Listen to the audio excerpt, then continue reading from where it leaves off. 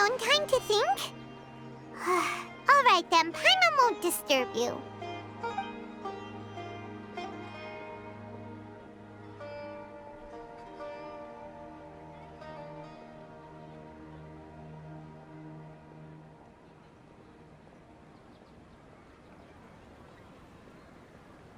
The dance of Sub-Zeros is about to begin. I'm going to go watch it.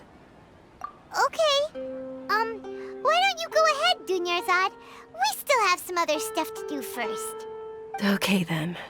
See you later. Have you figured it out yet, Traveler? Time is ticking away. Awesome! What is it? Paimon wants to know. Oh, wait, no. Let's meet up with Nahida first. You can tell us both together. This time, we're gonna get to the truth. You're back.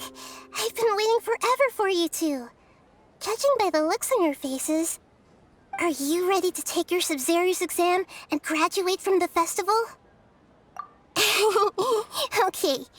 First off, have you discovered the hidden truth? I've already experienced the Sub-Zero's festival many times. All the bizarre spaces I saw out. Those spaces remind me of dreams, like the one I had in the Avidia Forest. Except these have no sign of human presence. That doesn't sound right. People in Sumeru don't dream. People in Sumeru. All the bizarre. People in Sumeru. Okay. We are all in a dream. It isn't that the people of Sumeru don't dream. Rather, the Akasha is taking their dreams from them. People in Sumeru think they don't dream, but the truth is the Akasha steals their dreams without them knowing it. And those spaces with no human presence are stolen dreams without their host. That would explain why they sounded so weird when she was trying to describe them. Huh. So people in Sumeru do dream after all. In fact, we're all in one big dream together right now. Correct answer. Now, how did you conclude that the Akasha is capable of this? The Akasha relies on the power of the Gnosis to operate. It is the manifestation of the God of Wisdom's power. It can grant the wisdom of the entire populace. And it grants knowledge to the people. Oh, okay. Those dream-controlling creatures in the forest also get their power from the Dendro Archon, right? That would explain why the Akasha has the ability to control people's dreams, too. But is stealing everyone's dreams really how the Akasha compiles their wisdom? Isn't there anything more to it than that? Dreams are fantastical, complex, and full of imagination. People's brains are the most active when they're dreaming. In other words, dreams are rich bundles of human wisdom. So, in other words, the complete opposite of how Hypatia understood it.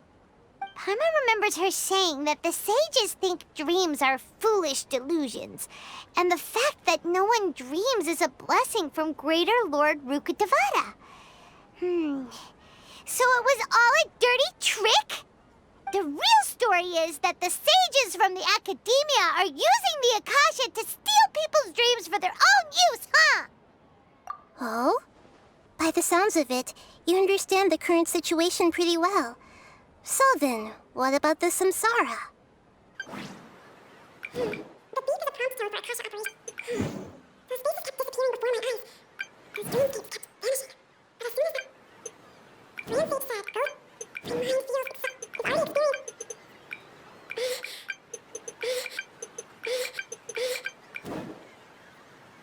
already experienced. My mind, landscape, this dreamscape.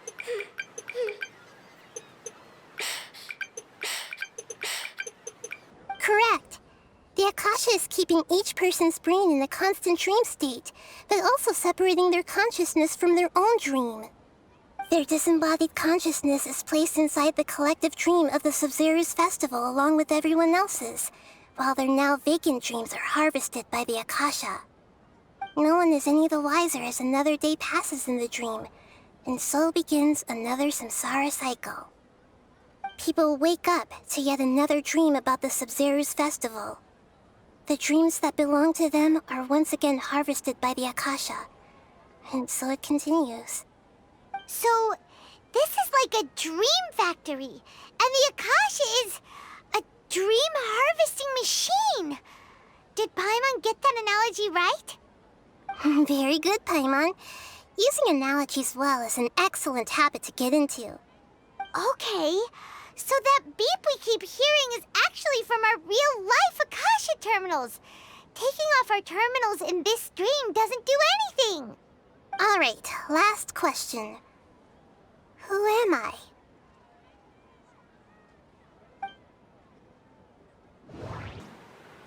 They say that our chemical divination is the Dendro Archon's divine revelation. So then, if Nahida has referred to herself as the moon... Now that I think about it, wasn't illusion the hint that we're all dreaming? So you noticed. I thought that one would be the hardest question. That's why I put it last. That wasn't hard at all. Even Paimon guessed that. Everything about you is different. We just didn't want to expose you is all. Now that you mention it, Nahida, you've been hinting to us since the very beginning. It's funny.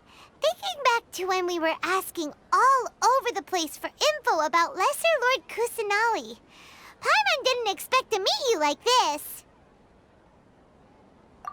Yes, those can wait until we're back in real life. On the other hand, I'd be happy to answer any more questions you have about here and now. You asked me this question before. My answer was, it would literally blow your minds. Now that you know this is all a dream, this answer should hopefully make more sense. Have you heard the saying, don't wake a sleepwalker? Likewise, if someone suddenly had told you all this instead of you learning it on your own, your notion of reality and dream would be thrown into irreversible confusion. I couldn't expose you to that kind of risk. That's why I could only give you very subtle hints and some suggestions. Long story short, I'm really sorry I had to keep you guessing. Firstly, this dream we're in is completely based on reality. People have already experienced this Sumeru's festival, so it would be very difficult for them to find anything that strikes them as surreal. Secondly, you're probably wondering why people don't have any memories from earlier samsara, right? That's because people don't remember their dreams most of the time anyway. And in any case, their actual dreams are being taken away from them by the Akasha. So whenever they wake up in this dream of the Sumeru's festival, they don't remember anything from their previous identical dream. That reminds Paimon. Traveler had a dream when we were in the Avidia forest, but couldn't see what it was about after waking up. Is that an example of what you mean? Yes. Only after receiving the blessing of Dendro can a person gain the Dendro element's dream-enhancing power. That explains the feelings of deja vu.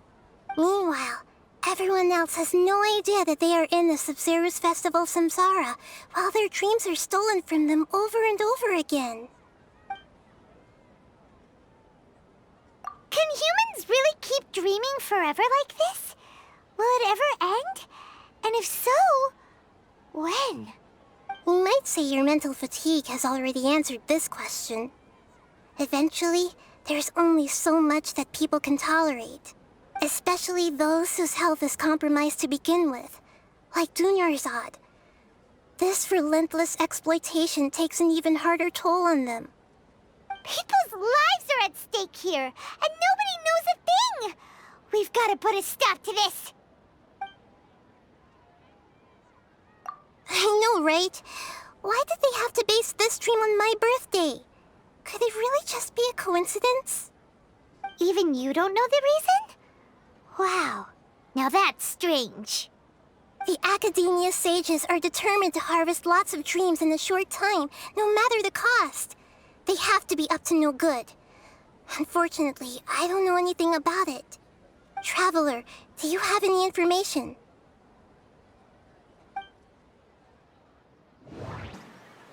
Grand Sage said, go celebrate the birth of that god to your heart's content. Celebrate the birth of that god? Could it mean...